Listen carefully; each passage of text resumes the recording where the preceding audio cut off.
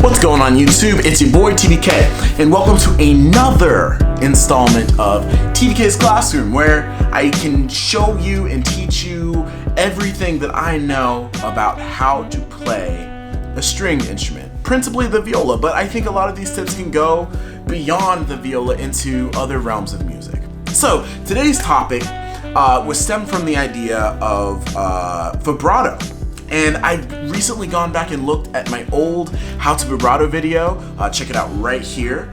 And a lot of you said it really helped me. A lot of you said that it really helped you. And I'm so happy that those tips were helpful, because that is the whole point.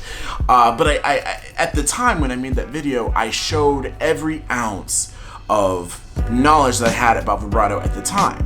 And for some of you, that wasn't enough. So I've gone back and looked at some old worksheets and some lesson tapes by my former teacher, Heidi Castleman, and I've delved through there and I found some really good tips that I had never thought of that'll really help you out. So without further ado, let's get back to some more tips on how to make your vibrato better. Alright, the first thing we're going to get started with is the motion of vibrato and tips on how to improve that. Now here are a couple of things. The motion of vibrato is a lot smaller than you think it is. You don't have to worry about waving your hand vigorously.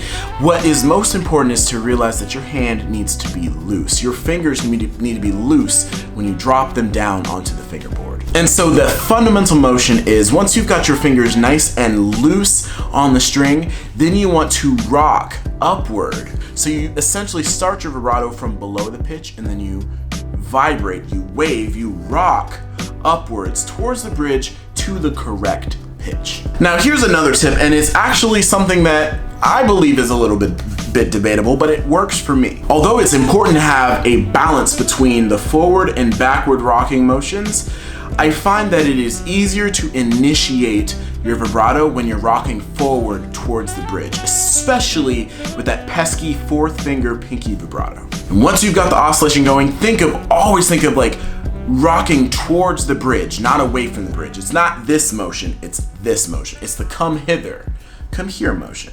That's the kind of motion that you want to be thinking about. And here's a bonus trick. Try to make sure your finger joint, your first finger joint, is nice and loose and not rigid, because you're gonna have a bad time if it is. It really has to be flexible so you can have more range of motion with your fingers as you're moving forward with loose vibrato. Because at the end of the day, that's what you want. You don't want to have rigid, tight playing or vibrato ever, because that will engender so many injuries later on in life, and it will possibly end your career.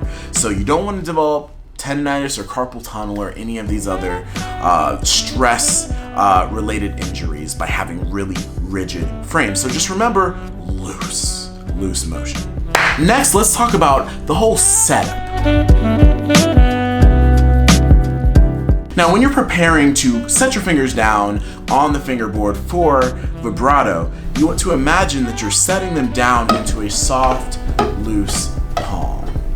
Another thing you want to avoid squeezing the neck of the instrument between your index finger and your thumb.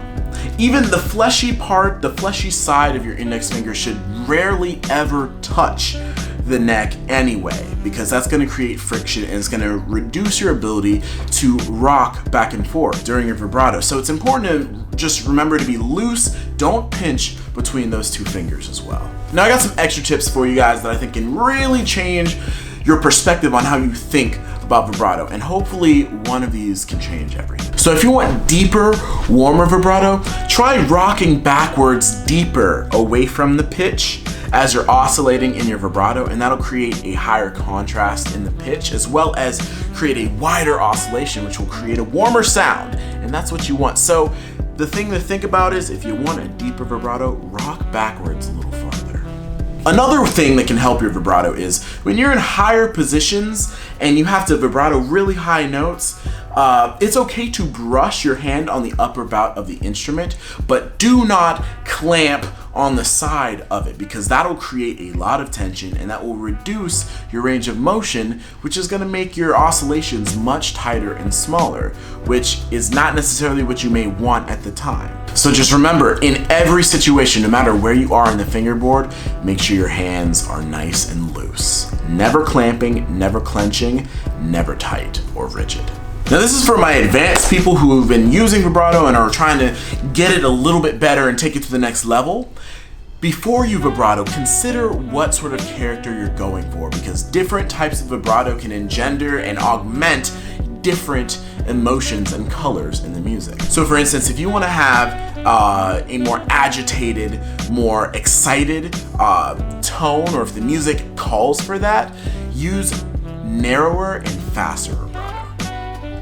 Now, if the music is tragic, if it's wailing, if it's passionate, if it's deep in emotion, you're gonna want to use maybe a wider and fast vibrato. It'll get the oscillations going, you're gonna hear all the sounds.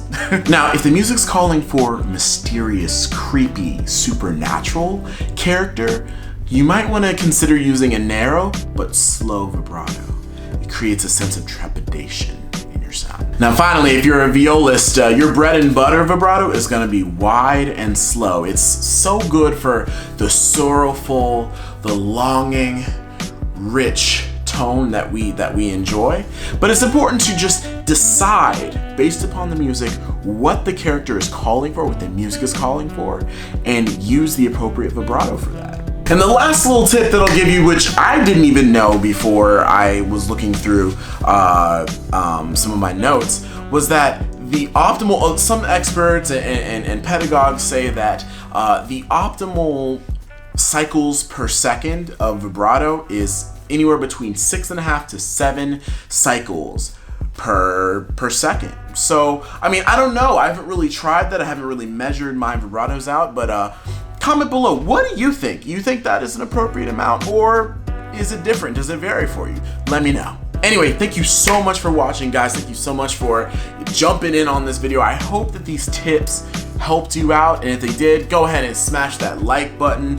And if you're not subscribed already, subscribe to my channel for more epic tips and tricks videos that'll be coming your way. I'm gonna be showing you everything that I know about how to play music. It's gonna be lit. Anyway, thanks for watching. Hope you guys had a great day, and don't forget to play, homie, play.